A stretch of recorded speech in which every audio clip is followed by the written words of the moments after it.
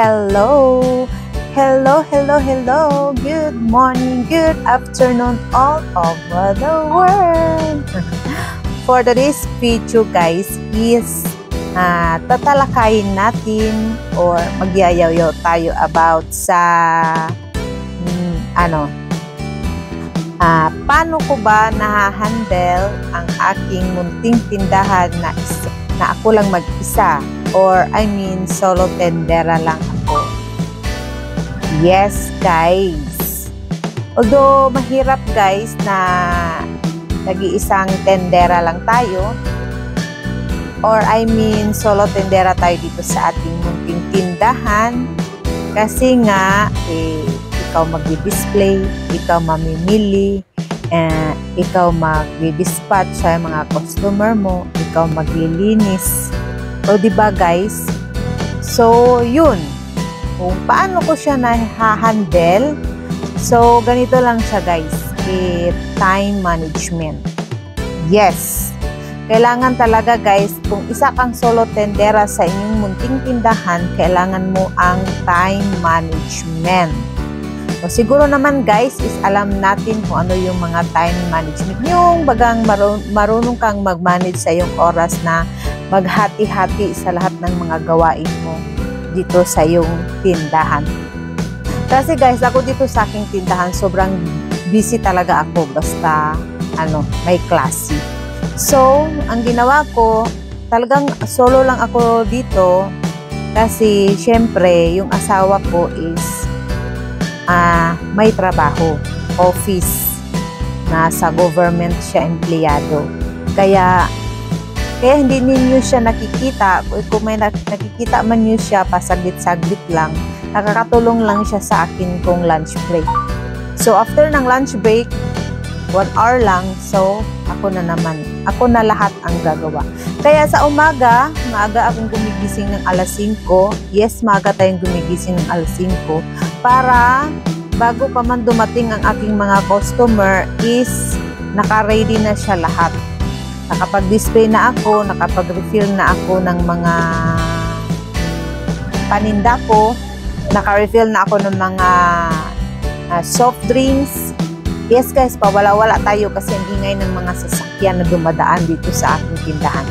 Nagre-refill ng mga coffee, na candy, biscuit, mga chichirya. Kailangan pagdating ng 6 o'clock is puno na yan siya lahat guys.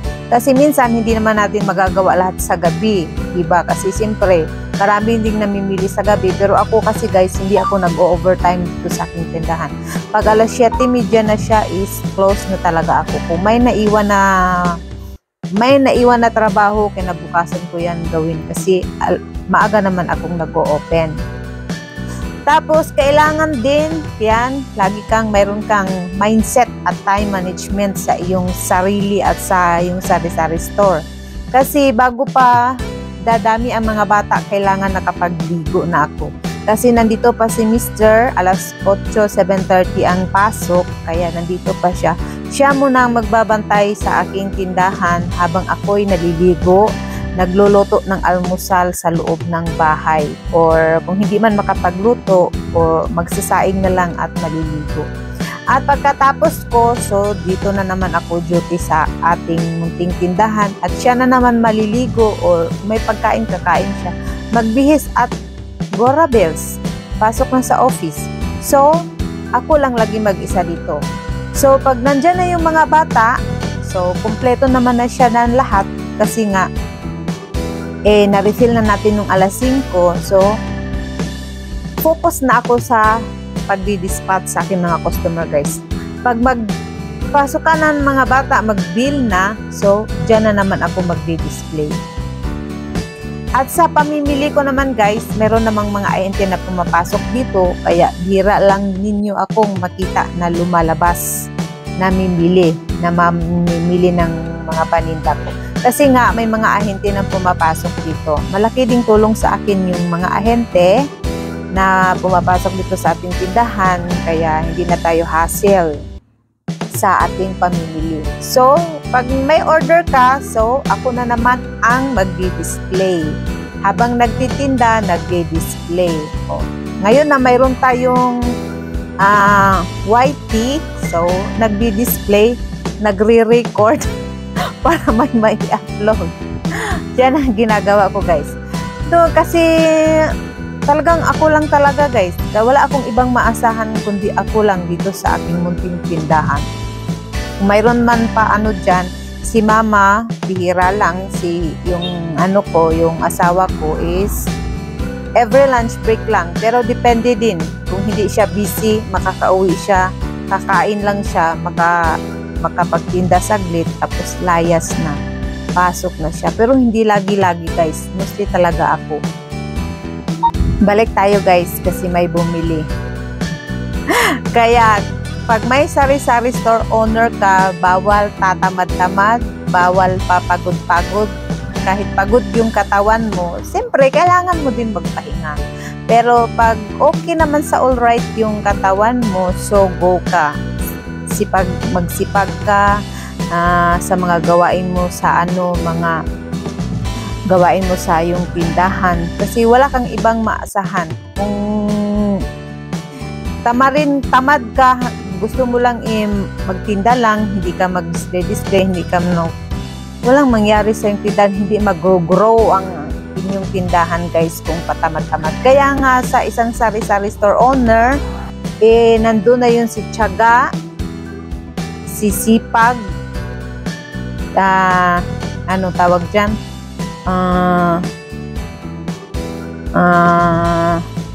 At determinasyon sa yung sari-sari store. Kasi kung wala yan sila, guys, magkakasama yan sila. At saka yung mindset mo na utak negosyante ka para ma-improve mo yung sari-sari store.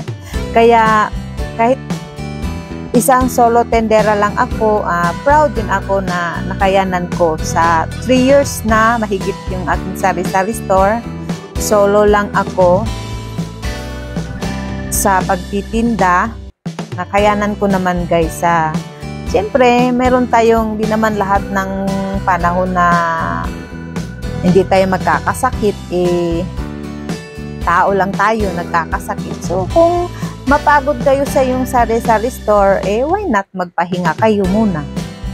Kasi ikaw naman ang may-ari ng yung tindahan, ikaw naman ang hawak sa oras mo, so magpahinga ka muna.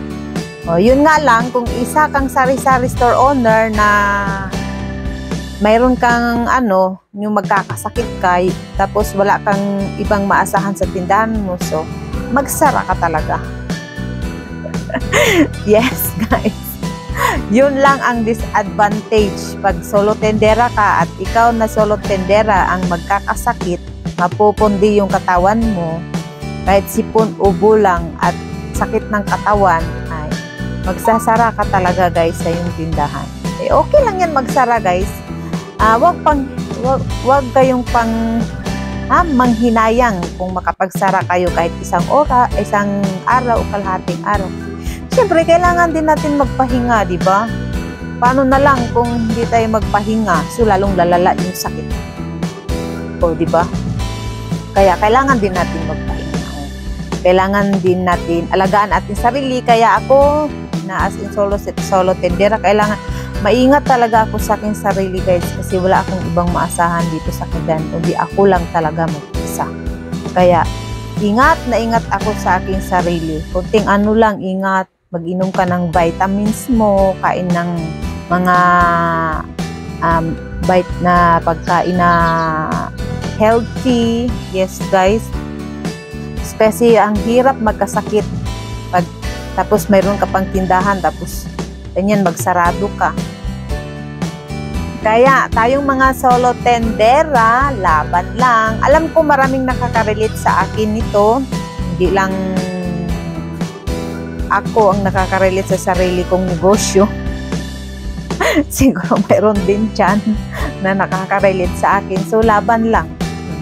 Laban lang tayo, sipag, tiyaga, dasal, at mayroon tayong kailangan natin ang time management sa ating sari-sari store para mag-grow ang ating sari-sari store, guys. Kaya hanggang dito na lang. Sana mayroon kayong konting natutunan sa diskarte or tips or advice ba ang tawag dun sa aking pagyayaw-yaw. Thank you for watching, guys. God bless you all. Shout out sa lahat ng aking mga supportive friends. Thank you, thank you, thank you.